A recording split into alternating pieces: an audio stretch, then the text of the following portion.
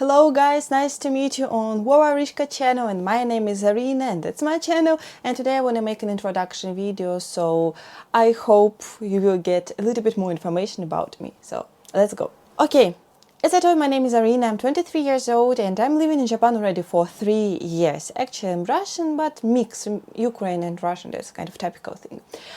And already for 3 years I'm living in Japan. I'm not fan of Japan, maybe you can notice this by judging by my videos. I just say I can clearly see advantages and disadvantages of living in Japan, and just I share these stories, these points of my view with you and try to make it as honest as possible. Actually, my life in Japan was and is a little bit difficult. I faced with many, I would say, ugly situations in this country. I have never faced with such situations ever in my life, so just want to tell it to you. And let's I will tell you a little bit my story before I came to Japan.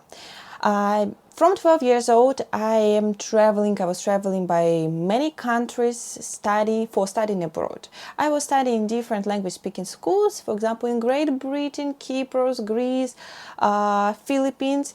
In Philippines, I studied even twice, and exactly at Philippines, I fell in love with Asia. Actually, I fell in love with Philippines. I really love this country. Okay, I told that I'm not fan of any countries, but I am fan of Philippines. Okay. And in Philippines, actually, all students were foreigners and only maybe 5 Russians. And I just every time was spending time with other Asians, for example, Vietnamese, Taiwanese, Chinese, Koreans, and Japanese. And in the first year, I really liked Japanese culture. So next year in Russia, I was studying Korean language, and actually my teacher was from North Korea. Yeah, that's a long story, but anyway. And next year, when I was 17 years old, I again came to study at Philippines, again at same school. And at those time, I met with my ex-boyfriend. We fell in love. And actually, at those time I was 17, as I told, and he was 22 or 23 years old. I still was a high school student, so we came back to our countries. He finished university. He needed to study 1 year more at university. No, so I guess he was 21. Yeah, 21. And I finished my high school, and then I also 2 years was studying at Russian university. My faculty was Africanistica and Oriental studying, more like Oriental studying. At Oriental studying, we studied literally everything about Asia, about 3 Asian countries, China, Korea, and Japan. We studied literature, history, geography, politics, economics, ethnos, also, of course, languages, a little bit Chinese, a little bit Korean, a little bit Japanese. But I focused on Japanese, so I decided that it's better to come to Japanese language country and study Japanese already here. So I came to Japan when I was 20 years old.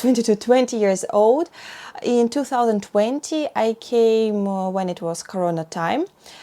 Actually, I was one of the first foreigners who came in Japan at those time during Corona. And we started to live with my ex. That's first part of my story. Second part, and I think that's happy part of my life, because later it became disaster. Every foreigner, when came to Japan, think that, wow, Japan is Disneyland and you just love everything, you are shocked with everything. First year you are like living in Wonderland, Disneyland, literally. But then reality came into your life. Actually, my boyfriend, he was abuser.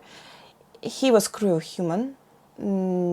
Really cruel human, and he did many bad things to me, emotional and also physical things. And here already one thing of Japanese personality that I started to hate already those time, already at our relationship. Actually, he hurt me a lot. He cut my neck, he cut my arms, and a lot of Japanese, my school teachers, my boyfriend's parents, family, friends, they could notice that, and my teachers at my school, they could notice that every day I come with injuries, really injuries. It was injuries from a knife on my neck and arms, and they didn't do anything. They didn't ask anything. They didn't go to police, hospital, anything. So they just ignored it. And from this time, I think I started to have kind of problems with Japanese. Not problems, I faced with Japanese real face, Japanese real personality. Part of the personality where people don't want to be including in, to take part in some situations that can be difficult for them in the future, that can bring some difficulties in their life. They just decided to close their eyes and pretend that nothing going on. And then we broke up with my boyfriend because of many problems. I don't know, maybe if this topic would be interesting for you, I can tell you the whole story. But anyway, finally we broke up. But we broke up in January 2022. And I started to live alone. At those time, I already had my blog, Russian blog in Insta, and I had my shop of Japanese products that I sent all over the world. And especially, of course, mostly my customers were from Ukraine, Belarus, and Russia. But then war came in February 2022, and my credit cards were all blocked, absolutely. So I couldn't use money from my credit cards, and all my money just disappeared. I could withdraw just $4,000 that I paid for school. 6 months of studying at my school exactly costed $4,000.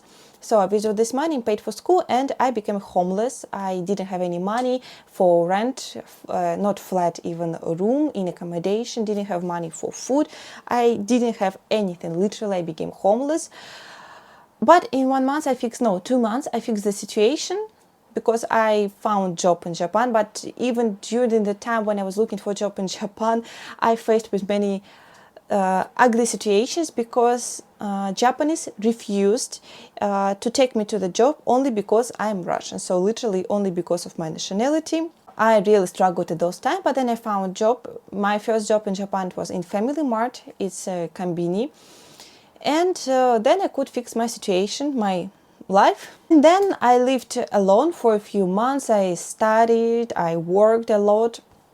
And then in April or May, I met with my future husband, already nowadays husband. His name is Akira. And we started to live together and married 3 months later after we met. And now living together. I finished school. Actually, I wanted to go to Japanese university, and maybe you know, but Japanese universities are very expensive, and I didn't want to take money from my husband, so but I needed a lot of money, and I couldn't earn such money at other places in Japan, so I was working in Kebakura. It's in a host club. I will tell you about this later, or you can watch my shorts. I made a lot of videos about these places.